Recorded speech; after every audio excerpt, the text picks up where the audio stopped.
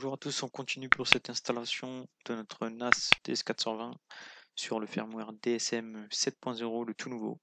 Donc aujourd'hui, on a fini l'installation et la création du volume de stockage. Donc du coup, je vais vous montrer un peu ce que ça donne. Donc si on va dans le petit menu là, menu principal, gestionnaire de stockage. Et là, vous allez voir directement dans votre NAS avec tous ces disques. Donc, comme vous pouvez le voir, le seul volume de stockage qu'on a, qui est le volume numéro 1, dispose de 7 Tera. 7 Tera de stockage utile, donc de capacité disponible, comme c'est indiqué. Effectivement, donc vous avez bien vu tout à l'heure dans la première vidéo, j'ai installé 4 disques de 4 Tera. Donc, au total, on devrait en avoir 16. Mais comme on a utilisé le SHR2, on a une redondance de 2 disques sur 2. Donc du coup, c'est pour ça qu'on a que 7 Tera utilisables. Aujourd'hui, on peut utiliser ces 7 Tera comme on veut, mais les deux autres disques sont bien là, mais ils ne sont pas utilisables, ils sont dédiés à la sécurité de vos données au cas où si deux disques étaient amenés à tomber en panne. Donc voilà, c'était juste pour finaliser sur la partie volume de stockage. Donc maintenant, on va se balader un peu et on va créer des dossiers partagés et créer des utilisateurs pour ces dossiers. Donc on va dans panneau de config, dossier partagé. Ensuite, on crée un dossier partagé. On va l'appeler commun. On va se mettre en situation d'une PME. Ensuite, suivant et suivant. Hop, et là, on peut faire suivant. Le dossier a bien été créé, on le voit là directement. Et là, il nous pose une dernière question. Quels sont les droits à appliquer? Donc par défaut, on avait les deux comptes admin qui sont disponibles. Donc le admin qui est créé par défaut par l'OS et le admin GH que je crée à l'installation du NAS. Et le guest qui est par défaut disponible mais qui n'a aucun droit. Donc on va appliquer pour l'instant. Ensuite, on se met dans l'onglet utilisateur et groupe. On fait créer. On choisit un nom d'utilisateur, donc on va l'appeler Julien. On peut lui mettre une description ou pas. On choisit de générer un mot de passe. Hop.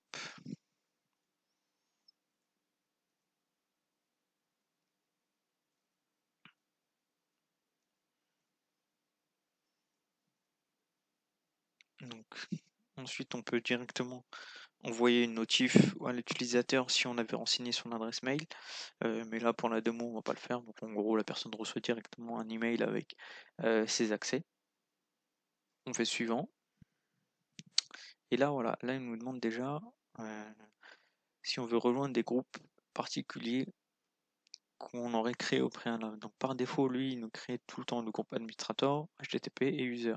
Donc administrator, c'est un groupe qui a les droits sur tout, il peut faire ce qu'il veut. HTTP, c'est un groupe qui va permettre d'accéder à des ressources web qu'on aura installées au préalable sur ce NAS. Et le groupe par défaut, c'est le groupe user qui a des droits limités d'un utilisateur classique. Ensuite, on fait suivant. Et voilà, là, on voit bien la partie attribuer les permissions sur les dossiers partagés, donc notre dossier commun qu'on a créé au préalable. Et là, on choisit les droits qu'on veut donner donc, à l'utilisateur Julien. Et donc là, on n'a aucun accès, lecture, écriture ou seulement lecture. Et là, on va mettre par exemple lecture, écriture. Ensuite, je peux faire suivant. Et là, elle nous demande pareil, une capacité, un quota, si on veut définir une limite. Donc en gros, le Julien pourrait utiliser que 100 gigas par exemple. 100 gigas pourra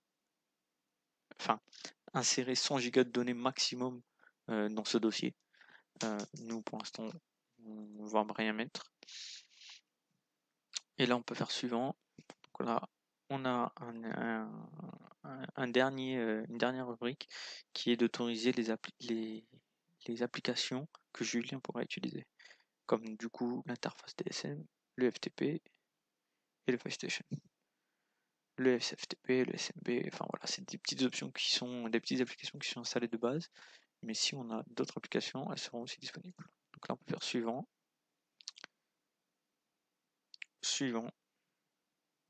et effectuer.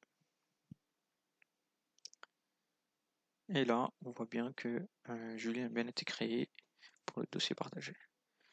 Donc maintenant, ce qu'on va faire sur notre ordinateur, on va directement faire Windows R. On va mettre soit le nom ou soit l'adresse IP de notre NAS. Donc là, c'est la 1.66 pour moi.